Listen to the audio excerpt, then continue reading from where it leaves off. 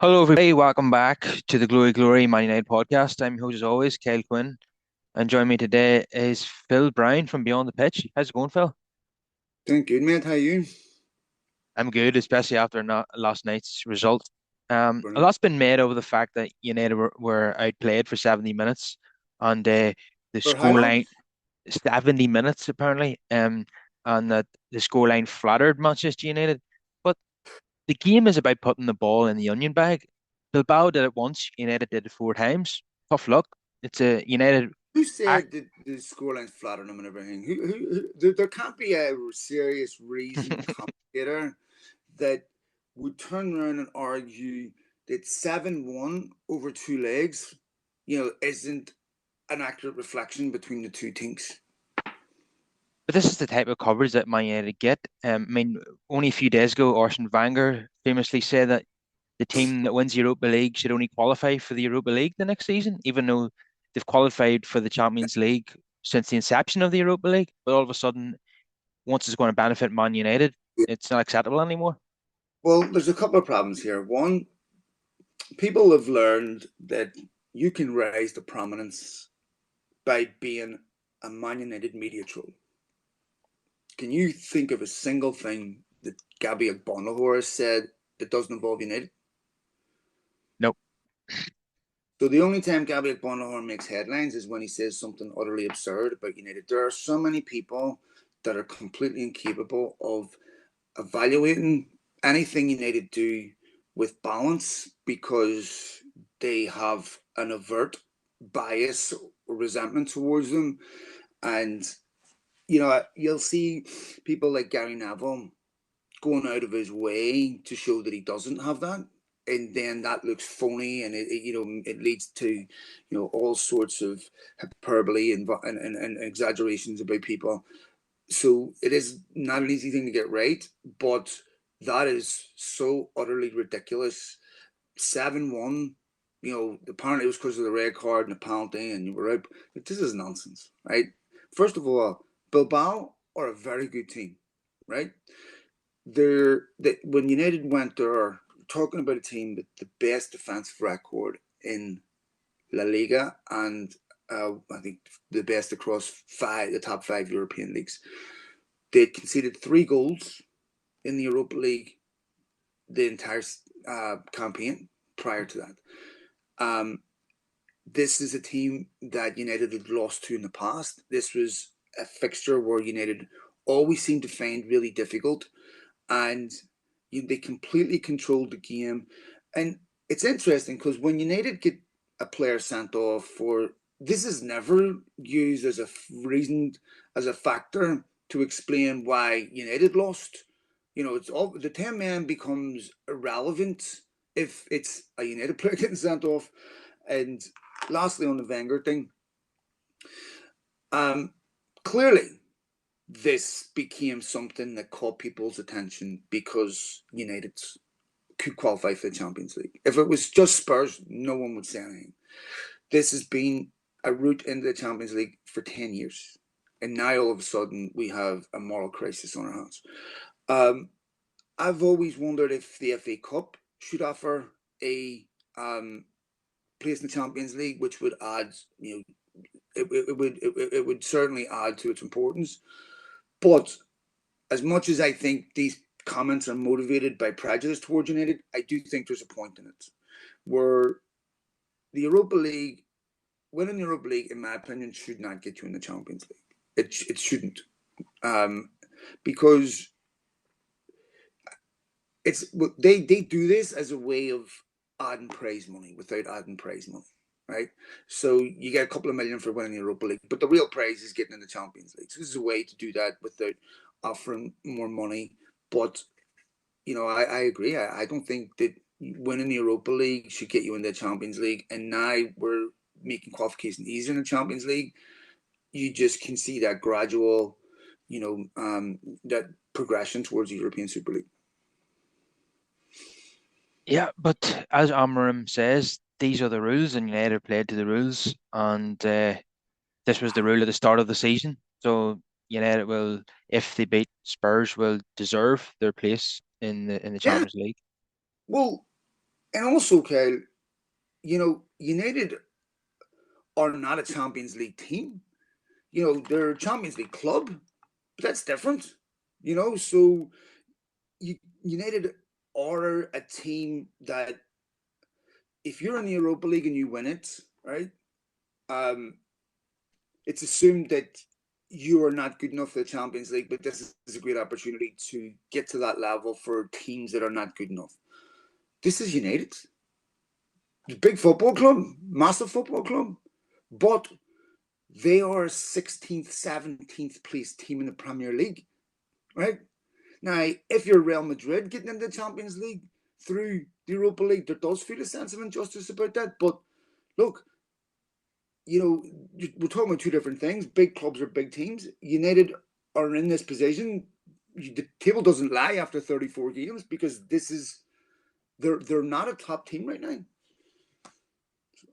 Yeah, and neither are Tottenham. Tottenham are actually below United in the table, and both teams have made it to the Europa League final. And both teams have put out like the third best team in Germany, the fourth best team in Spain, the third best team in France. So it says a lot about the quality of the Premier League that teams in 14th and 16th in the Premier League can put out teams that are in the top four in the other major four leagues in Europe, like France, Germany, and Spain. Yeah, So it says a lot about the strength and depth of the Premier League. I don't. I'm 50-50 on that, because you look at the Champions League, it should be showing up there too. Yeah. And Well, Arsenal PSG, I wasn't backing PSG to win it. I was backing Arsenal to lose it. And you look at, you know, Champions uh, League winners, it's not showing up there. And yeah, but yeah, I think what it does say is it shows the competitive balance in the Premier League. So I think the Spanish top teams are as good, if not better, than anything in England.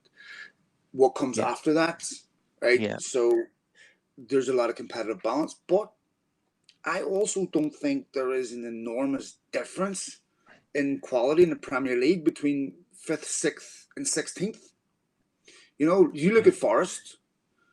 Forest didn't all of a sudden, buy all these players and become this top five, six team. I just think that there's not a massive outside of two or three teams. There's just not a massive amount of difference. So you can be yeah. 16th, but you could also easily be fifth or sixth. And so to me, like I think it shows that outside of the top teams, there's stronger competitive balance. And I think United and Spurs find it easier to play in Europe. Yeah, the teams at the top in Spain, Germany, Italy, and France, those teams are well capable of beating the teams at the top of the Premier League, and they have done this season. Mm-hmm. But obviously, from fifth down in the Premier League to fifth down to 16th or 17th, the Premier League is not much of a difference between those teams. They're very Right. strong. Where if you get into the bottom half of Serie A or La Liga, these teams are much weaker than the teams in the bottom half of the Premier League. But the teams at the top of those leagues still Yeah. very, very strong. Well, I think we also have to, figure a couple of things in. One, the money that gets allocated in the Premier League. I mean, Bournemouth have a higher budget than AC Milan, and you talk about parachute payments and all that. You look at the teams that are coming back up. There's a huge chasm now being created with those parachute payments in the Championship, where these teams that go down, they have an enormous financial advantage to go back up, and that you can fail with money, but you can't succeed without it. So the Premier League and the Championship, there has to be, to me, some type of recalibration of that, so that there should be more competitive balance in the Championship. Um, but there isn't, because there's just now such a massive financial advantage. Premier League has collective bargaining TV rates, so everyone has money. Spain, different. Outside of the top teams, they're not getting massive amounts of money in ad revenue and gate receipts or TV money, and so you look at someone like Bilbao. I mean, they have to be exceptional at the things that make their club successful. They have to be exceptional at youth development because of Basques and stuff. And I think Premier League has definitely finds it easier to have a lot more money. So moving on to last night's game, yeah, Bilbao were the better team for most of the match. Uh, United went 1-0 down. I felt as if Onana should not have been beaten from that range. It was a really good effort, and it was yeah, it was fantastic strike from distance. But I think Onana should have taken one more step before he dived, and he always seems to go with two hands. I think he should go with one hand, which is goalkeepers would normally do. But But like yeah, me, when I go to the bathroom, yeah, I have to do both hands. The other one. yeah. It wasn't convincing from the goalkeeper. Look at his moves. Swiftly moving Um, on. so it's fair to say United got I can better. see you blushing from here. It's fair to say United got better Sorry, go ahead. when the substitutions were made. United got better. Um, when the first three substitutions were made, I feel as if that is United's best 11 or close to it. The team that was on the pitch after three subs were made, I would Yeah, say that's the team I'd be looking to play in the final. I think Mount will get the headlines for the goals. It was fantastic to see Mason Mount finally arrive at Old Trafford. Got his first goal at Old Trafford, which was it was a bit like the Makeda goal, a bit like Man U against Liverpool last season, where he swivels and then he curls it into the far corner. And then second brilliant. goal, the keeper gives the ball straight to him and he lobs him from distance with his left foot. Another fantastic goal. Um, and but um, Mount will get the headlines, but Yeah, Ahmad was well, sensational when he came on. Um, he's yeah, just so direct. He goes at players, he beats them, and yeah. his delivery is normally good, and that's what led to the Hoyland's goal, of course. Um, Ahmad's is a crowd pleaser as well. He's one of those players that gets bums off seats, I whenever he gets think on the ball. one of the things I've noticed about Ahmad that's been different from before is he looks like a player who knows he's important to this football club. He has a bit of swagger now. He knows how good he is, and he now believes he's a confident Premier League player. And in a team that doesn't create an enormous amount from open play, you need a player like him that has the ability to create something from nothing. And when you see him play, you can see how much United missed him. I mean, United scored 10 goals in the last three games. And you can see that they have a much greater goal threat with Ahmad. You were mentioning something there, and there's a lot of football cliches that have stubbornly persisted over the years. And if you go back to like early '80s and what have you, that's saying your best 11. I hear people ask managers, "Do you know your best 11? Your best 11?" And I think that was certainly a fair question when you had like one sub, right? But see today, if someone says, "I know unequivocally my best 11," I'd be concerned about that because that would tell me there's a major chasm between these players on the pitch and these players on the bench. They're, and your best 11 to me, I think you should know your best 8 or 9 and still have a couple of players positions that are up for grabs so that you're or like changes per game everything. Like I hear managers getting asked about this all the time. I'm like, I I think about that and I'm like, surely in today's game, it's not. I don't think it's a good thing if Amorim knows his best 11 because it depends. Should depend on who's in form, what have you. There's not a lot of difference between these two players. Um, but yeah, look, Mason Mount scored 2 consecutive games, and I like this goal away to Brentford because that's where I've wanted Hoyland to be. Ball straight across the box, attacking the space, get there first, scores. Then Hoyland scores another tap in last night. Exactly the type of goals I want to see him score. A 20 yarder is not great, but you're only going to do those once or twice a season. Those goals, tap ins on the line, those are team goals, and that is an illustration that your team is starting to work. So you're not being asked to pull out 20, 30 yarders. Leny Yoro, magnificent. So, there's plenty of positives too. Yeah, you want your number nine to be scoring tap-ins on a regular basis. And he might not have meant it, but he was in the right place at the right time, and that's what I want to see from him. Yep. And yeah, Ahmad for me absolutely has to start the final. I think Uh, in my mind there's no doubt that he will. But what about Mason Mount? Do you think he could come into the starting 11 in the final, or do you think he'll be used from the bench?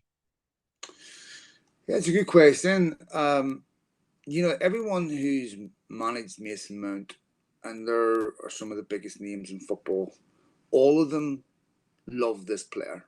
And these people know something about football. And I've been waiting to see something from him in the United shirt that gives me that confidence. And I hadn't seen it yet. But the last two games have definitely been very encouraging. And when he scored the last one, Amarim was beaming. And I think he's a player that Amarim really likes. But who does he leave out? And, this is a nice problem to have. Maybe, finals 3 weeks away. So Mount should be in a position in 3 weeks where, he's at full fitness and capable of starting and playing full games. Yeah, I do want to see him start games. They're obviously being very careful with him because of his injury history. He's been played mostly as a sub, and he's got his start against Brentford. So I think that's the only start he's had since he's come back into the squad. But yeah, I want to see him start more games. And if he stays fit for a prolonged period, we will see the Mason Mount that we saw at Chelsea, and we've got a taste of that in the last two games. But another concerning element of last night was that Alejandro Garnacho missed another one-on-one, which was hugely frustrating. Um, Now, throughout his United career, a lot of people have been of the opinion that he's more impactful from the bench. Do you think that could end up being his role in the final? Could Ahmad take his place and then Garnacho be brought off the bench in the second half if the game's still in the balance? Yeah, it's interesting because Amarin, when you get to the final, you pick a team to win that game. You don't pick a team, for the future or whatever. You have to just you pick a team to win that game.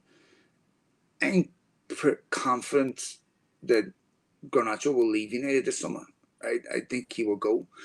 Um, he is like if you look at Arsenal against PSG, go to the home game.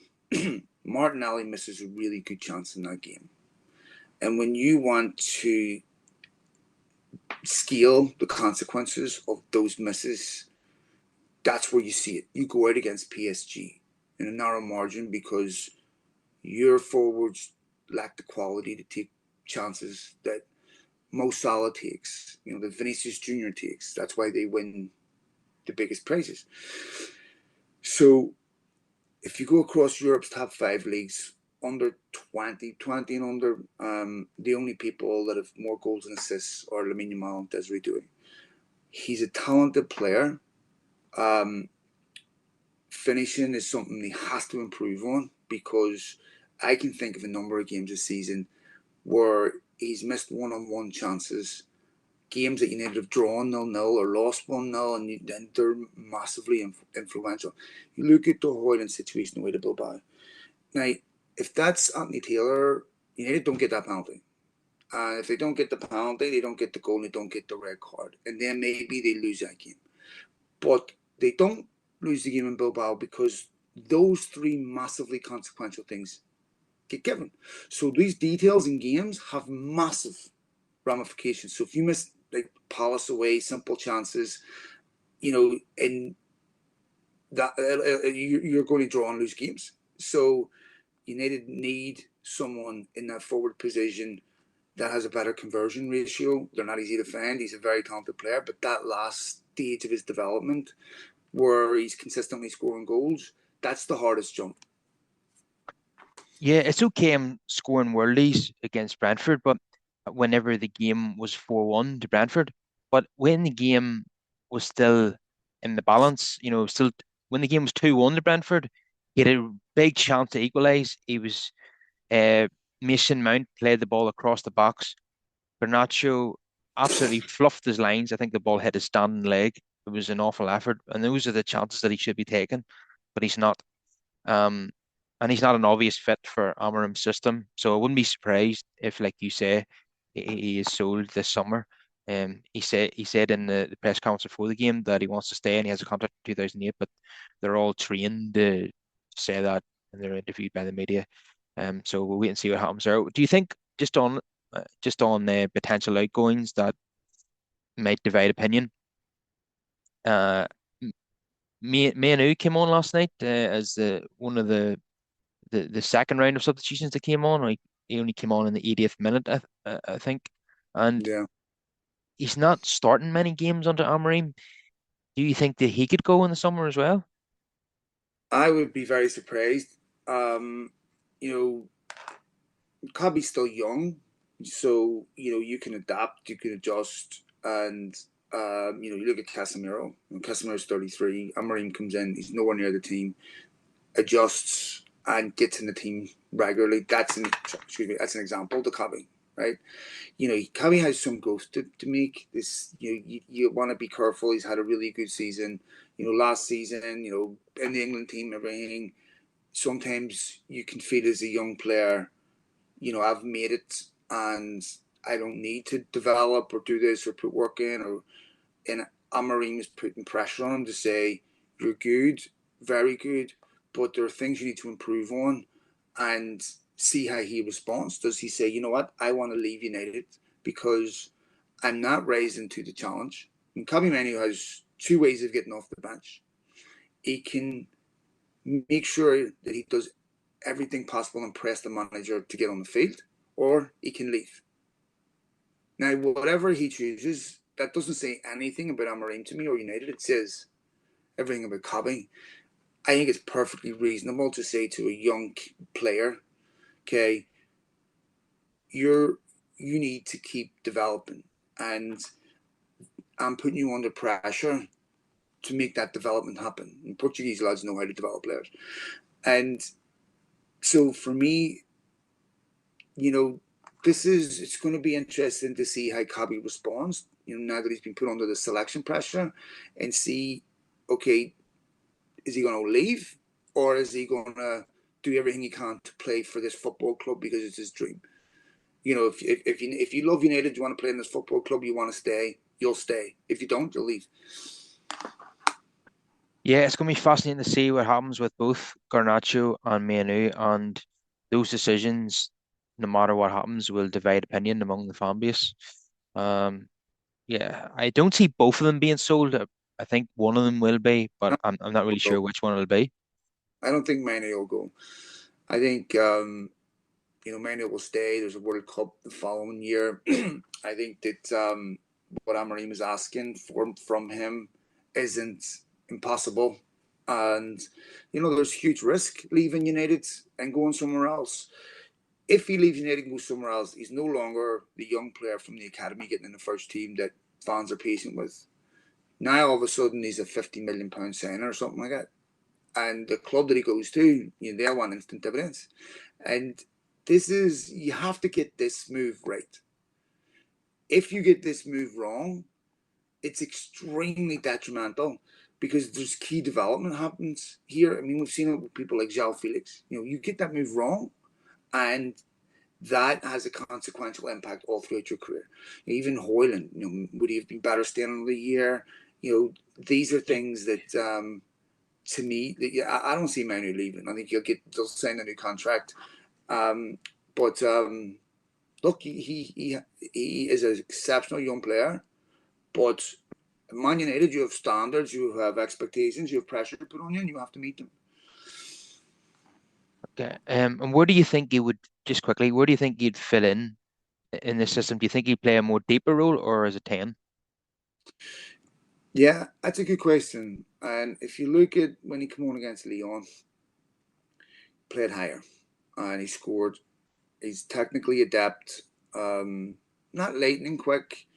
I mean, to me, he has a lot of vision, so I would want him in a midfield where he's behind the ball and creating.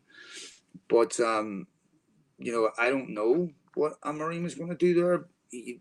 This is it's a really interesting dilemma for Amorim because he's too good to sell, but not. It's sort of a hybrid between the positions that Amorim wants and needs him in. And if you can't play him beside Casemiro because he's not going to give you the dirty work that Ugarte does. And if you play him beside Ugarte, to me, that is quite defensive because Casemiro gets forward. So I don't know, what's going to happen there, but he does, and he knows what he needs to do to stay in the first team. Yeah, and just on Ugarte, I know he's there as a destroyer, that's his principal role, but I do have to admit I have concerns about his limitations on the ball. Do you have those concerns as well? I mean, one of the hardest players to find in football at any level is a player that's willing to do the dirty work and not try to be, Ronaldinho. If I see a player that says, "Look, I'm not Baresi, right? But what I will do is I'll win the ball and quickly release it to players that are better." Like those players are diamonds, right?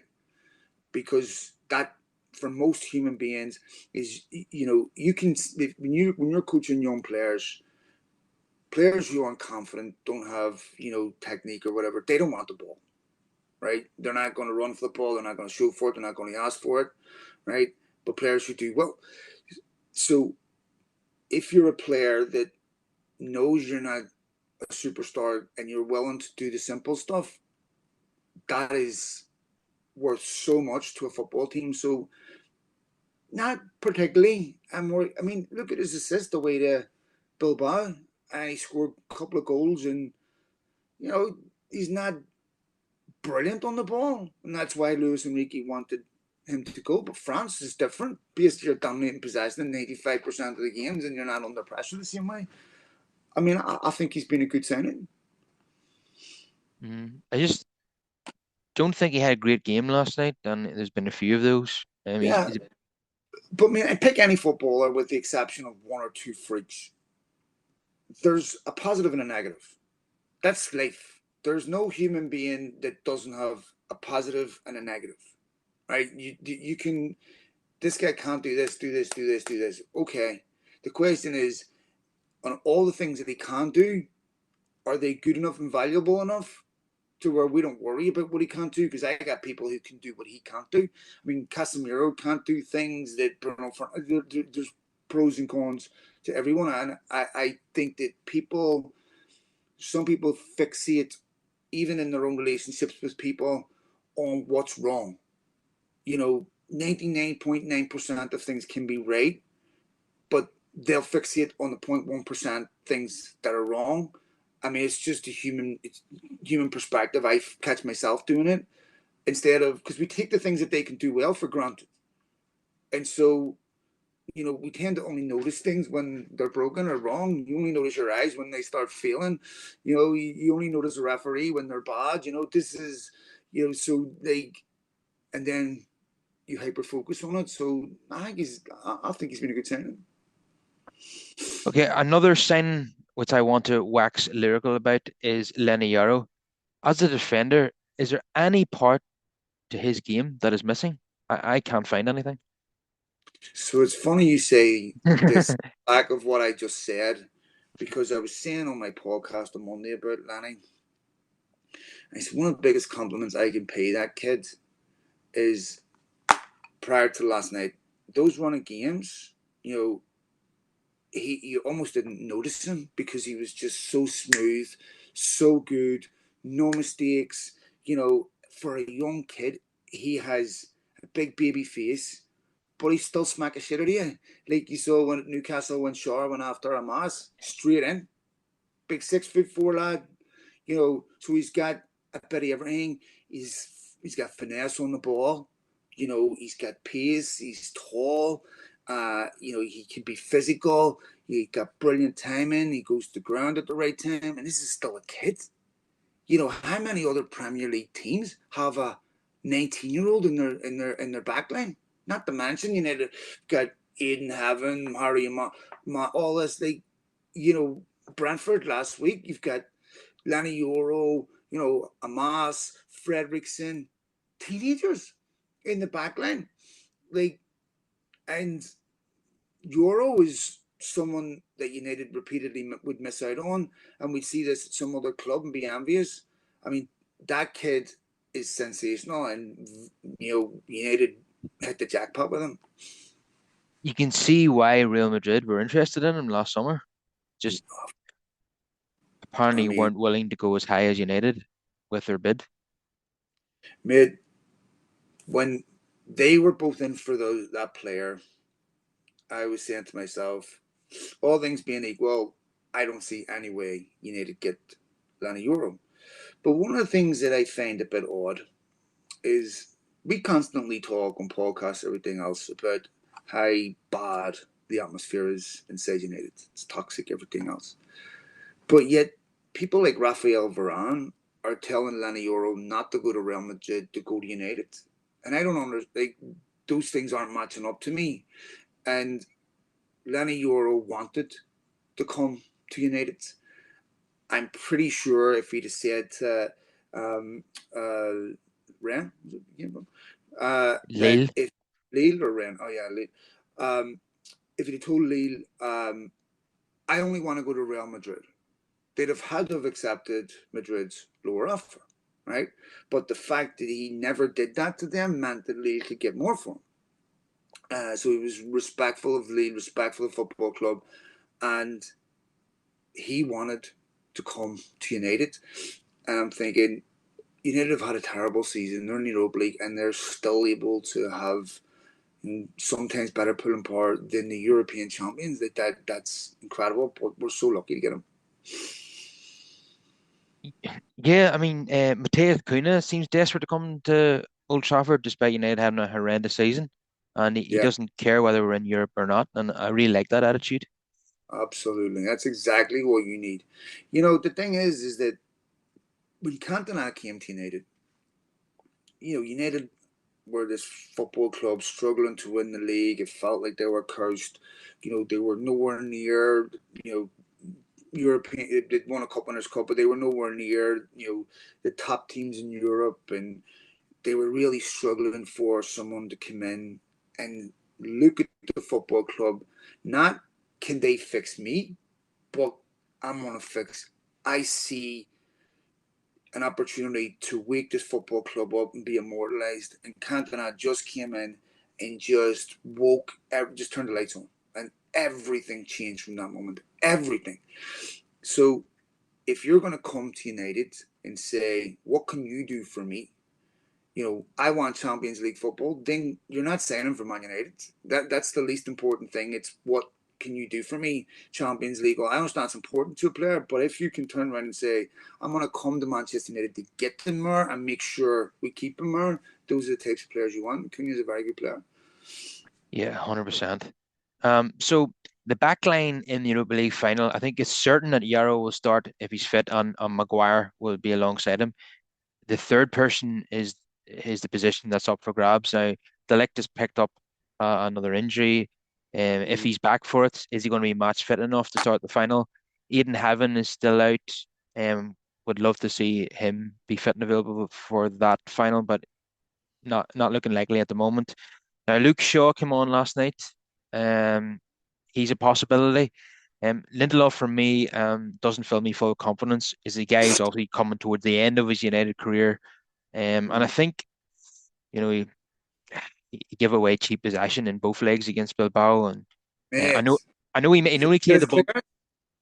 I know he cleared the ball off the line, but I mean, he was just in the right place at the right time. It just hit him. He didn't No. know You it. Now, can't talk about it. Now you have to be fair, and I agree with your yeah, overall assessment. But you can't. To me, like if you're going to be honest, and I have biases too, and so we have to check ourselves sometimes. But if I'm evaluating someone and saying all the good stuff are accidents, but all the bad stuff aren't, then I know I'm not being But fair. like, Like, you know, yeah, that's I still I give him agree with your credit. overall assessment. Like I think it's time for United to move on from Lindelof, but I give him credit where it's due for Bilbao because that was an important interception or clearance.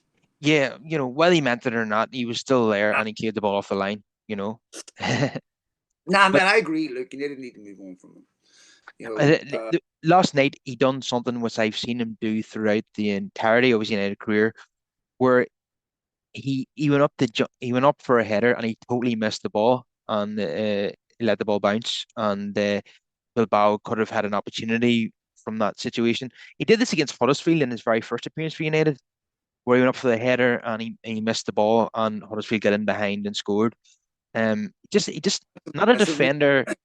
He's not a defender that's particularly suited to the Premier League because he's not a big physically strong guy.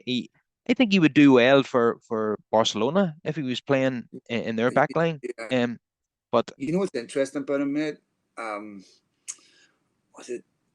I can't remember when United were in United States. It was in San Francisco, and Mourinho, Rui Farino was there, and they were talking about Lindelof, and of course Benfica also had Ruben Diaz, and now these are people that obviously know Portuguese football, and at that time Benfica rated Lindelof significantly above Ruben Diaz, and they were like, "This guy is an exceptional defender." They genuinely felt he was the better talent, which is why United pursued Lindelof over Diaz, and that was the consensus amongst people that knew Portuguese football, knew Benfica, and but this is what I mean, like about Garnacho and everything. This next stage of development is the hardest one to go from being a good player to a world class player because it's not just about football, mate. It's about a human being able to do things that most of us can't every single day. Sleep right, eat right, constantly fit, not going out, to have discipline in every aspect of your life, to build your life around football. And, that's really hard to do. I mean, this is I'm probably not telling you something you don't already know, but when I'm covering football for years, I was always trying to get like inside info, scoops, everything, and I always felt salacious. And you get to a point where you start to know you end up working where you get all that information, right? Because of who you work with and your contacts. And after about a day or so, you're like, you know what? This is just the same boring, mundane shite that's happening in every office and every, building site up and down the country. Because it's the same humans, same dynamics, same stupid stories. You know, the boss likes him more than me. He's getting paid more than me. Oh, when I was late 3 months ago, you did. They're having interferes and fights, and oh, there's the big fight in the training ground today. Well, I don't even understand why that's a story. Do you know how many times people fight with their wives and husbands? That's a normal thing that human beings do when they're around each other a significant amount of time. Like it's just all boring shit, and so it's to me like really hard to be that consistent in life, and that's why people make it, Kyle. Most Ravel Morrison, all that exceptional talent, but mentally they can't handle the consistency. And then average players have 20, 15-year careers because they're genetically and physiologically wired a certain way that they can have consistency. It's luck of that too. yeah, but I would also say that when he was playing for Benfica, Lindelof, he's playing in a team that are better than most teams in the league. They're dominating possession, Of and course. that really suits him. Whereas when he came to United, he's constantly under pressure, and he struggled to cope with that. And he's up against really physical centre forwards, and you've seen him over the years, being muscled off the ball. Um, yeah, when he goes up for a I've header and heard, totally misses it, that's inexcusable. I've heard I that said about Lindelof, and I'm not saying it isn't true. It's I've just never really sat down and studied that and seen. Oh yeah, there it is. I've heard it said about him, um, and there's definitely been times where there's been crosses and corners where, yeah, he's been completely out muscled. There's no doubt about that. Um, and one of the things that's blatantly obvious now, Kyle, and United did this last summer. If you look at the players they signed last summer, Delict, Euro, these are all 6 foot plus guys, right? So they were clearly signing players with physicality yeah. in mind. And I think where you definitely need that is in your back line. And Mhm. um, Lindelof, I don't think it's a terrible signing, but I and United obviously agreed that this is time to move on from. Lindelof doesn't fit the way Amorim wants to play. So, as I said, Euro and Maguire will almost certainly start the final if they're fit. Who do you think the third centre half will be?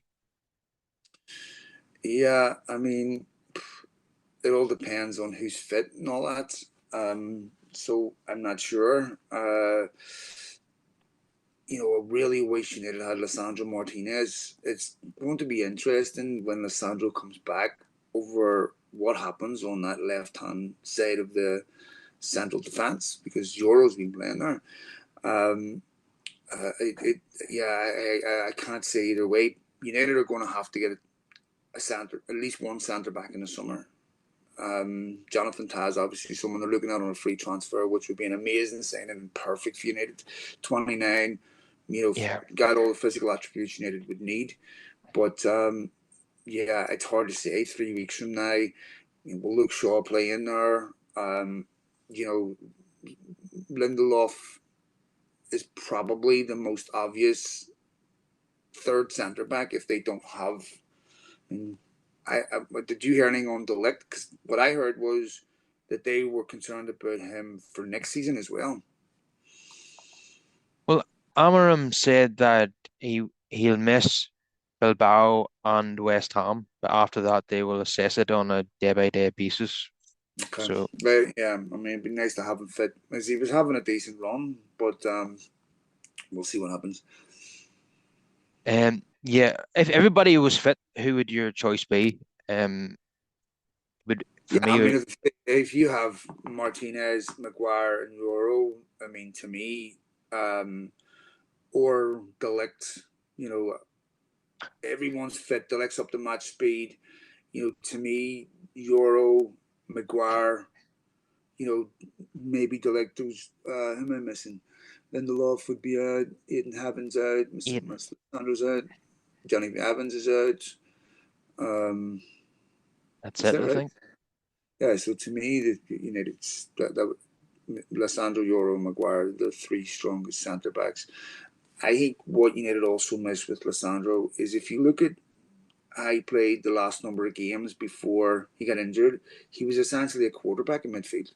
And that goal by the Mad at City, and there was another goal last minute, created a goal and scored away to Liverpool, and we saw a player that was much more involved in the attack, and it wasn't just his defensive capabilities needed lost; it's creative, but I'm getting a bit of Gabriel Ince vibes about um, Lissandro, where when Ainsley done his cruciate, he was never the same again. And I wonder, Lissandro's spent a lot of time injured over the last 2 years, a lot. And you lose a little bit each time. And I'm curious about what type of player United will have when those injuries are over. And are we looking at someone that, even if he does recover those levels, that's now injury prone? Yeah, I certainly wouldn't be giving him a new contract, that's for sure. Given the amount of time he spent on the treatment table in his first 3 years at United. Um, but Aiden Heaven has yet to have a bad game for United. He's been an exceptional signing for just £1 million. So Amazing. he, he could be a direct replacement for Martinez if he's not there long term. And Yeah, obviously he'll be competition for him if he is there. So yeah, yeah. When you want to like look at the difference anything else have made, this is where Vivell and Wilcox and all come in, where you would never have had an Aiden Heaven in the past. A Cheeto Obe, players like that, United never would have been able, so I think Vivell is really, really well connected in that youth market, and we're going to see a lot of that. And how long have we been wanting United to do that? since 2013 at least, maybe further back than that. Uh, it's They also are now having a heavy presence in the South American market. They like Mustang Tuto. There's a few other young players are and bringing Diego Leon in the summer. There's a few others are looking at. going to be a lot of competition for that left wing position. Dorgu is occupying it at the moment, and you got Diego Leon to come in and hire a master as well. So a lot of competition for that role. Be interesting to see who in the long term because becomes first choice. I haven't seen anything of Diego Leon, but to me, Harry Mas looks like a player who needs a loan to a championship team to get physically more imposing and to have a better um, buffer between level that between the Premier League and reserve team football, because that is massive. So if you can get another intermediate level where you can, instead of making a big massive jump, when you saw I saw Mashbury come after he came back from Birmingham. I saw him in LA playing against Wrexham or in San Diego, and they were targeting him, and you could see that he had learned to deal with that physicality in the championship, and it become stronger, physically stronger. I think for a mass that would be a good move for him.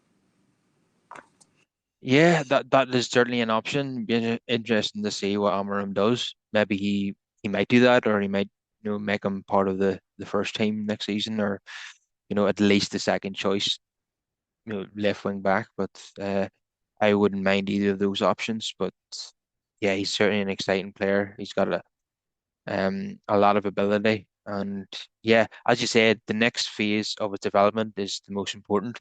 He's got a lot of potential, and you want him to fulfill that potential. So I'm looking forward to seeing how it progresses. He's impressed me a lot with his crossing. His crossing looks really good, and that's what you want from a person who's you know, in a system where you're not playing traditional wingers, you're obviously the crossing from the left wing back and the right wing back has to be exceptional. And Hamas seems to have that in his locker. But Diego Leon, I haven't seen a whole lot of the Paraguayan League or the Copa Libertadores, but in the bits that I have seen, he's a big physical specimen for an 18-year-old.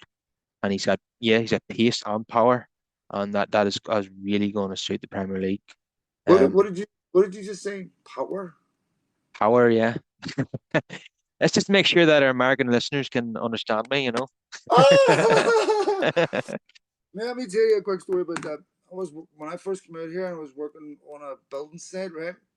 And I was saying I was going to get a shower, right? And all that there. This wee hillbilly goes to me, "You going to get a what?" I said, "Shower." "Oh, shower." And he looks at me and he goes, "You guys just fucking bail on a bunch of letters on words, right?" He's like, just fuck the W, fuck He goes, "I hear you talking about shower power." He's like, "You just fucking bail on half the letters in the word and fuck that and just get to the end."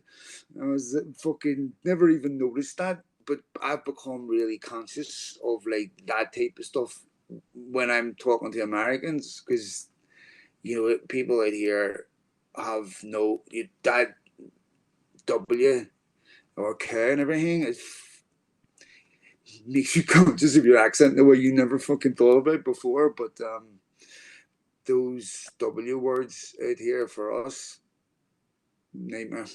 No. But I noticed that you have picked up some of the American pronunciations. Like, for example, you don't say Adidas anymore, you say Adidas. Do you know something, mate? It You don't even notice it's happening. It's just like when you're learning to speak with the accent you're from, you don't notice it's happening.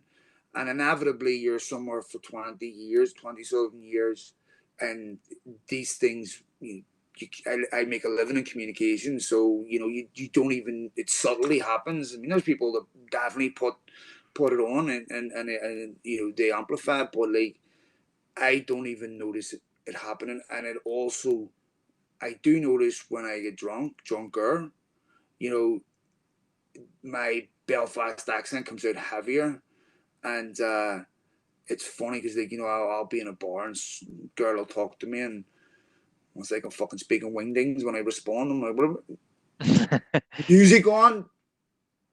What the fuck did you? They just are totally shocked. So to them, I have a massively thick accent, but you notice subtle differences, and I don't because it just happens with it. You're noticing.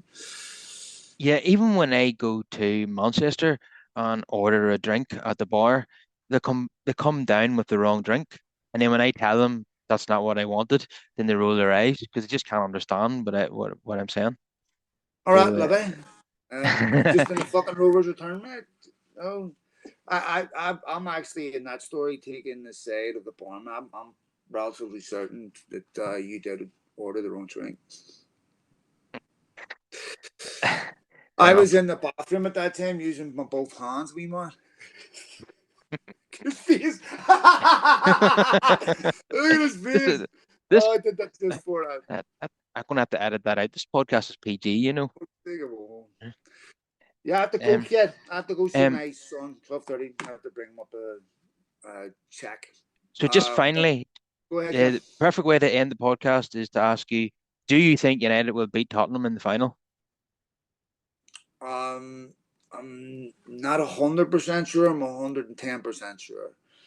For the same reason that Arsenal lost to PSG, there are certain clubs that you can trust in moments like a final or whatever.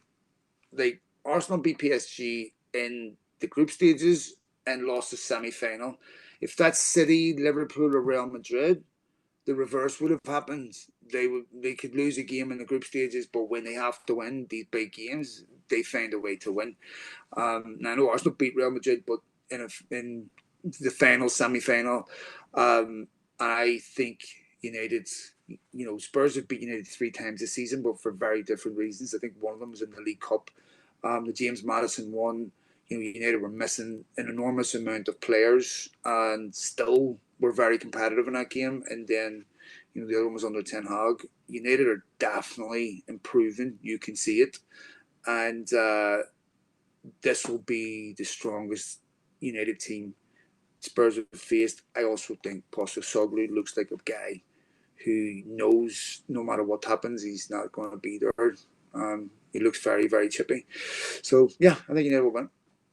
Yeah, and Spurs players seem to be dropping like flies at the moment. And James Madison, as you mentioned, scored the winner against United back in the Right? winter, and he's out of this game. The young guy, is it Bergval or what do you call it? I think he's out as well. Oh, yeah. Yeah, Lucas I mean, Bergval. these are, yeah, Spurs United are identical in the Premier League. But when it comes to winning finals and stuff, that takes a different type of And composure and pedigree. yeah, and Sung Young Min hasn't played for a while. I hope he doesn't make it back for the final. It Um, yeah, makes me. Why, you hoping someone bumps him off or something? no, I wouldn't be that harsh about it, but I just hope he Let's doesn't play. I was when we were watching Native Newcastle. Aiden says, "Where's Eddie Howe?" And I was sick in hospital, and he goes, "Oh," he goes, "Is he all right? Is it serious?" I'm like, "Nah, it's gonna be okay." Oh, for fuck's sake, man! What? You want the fucking guy dead? He's disappointed that he's gonna live. I'm like, "What the fuck's wrong with you?" I'm like, "Fucking hell, my you're used to her seeing fucking serial killers." But I gotta go see his parnickers and give him money for his fucking prom. So I gotta split here, mate. Thanks All for right, having me on. I It's love your confidence about the final, and I hope you're right. And thanks for coming on as always, Phil. anytime, mate. Thanks for having me, and reach out anytime. I'm happy to do it. All right, see you later. Cheers. Much love, mate.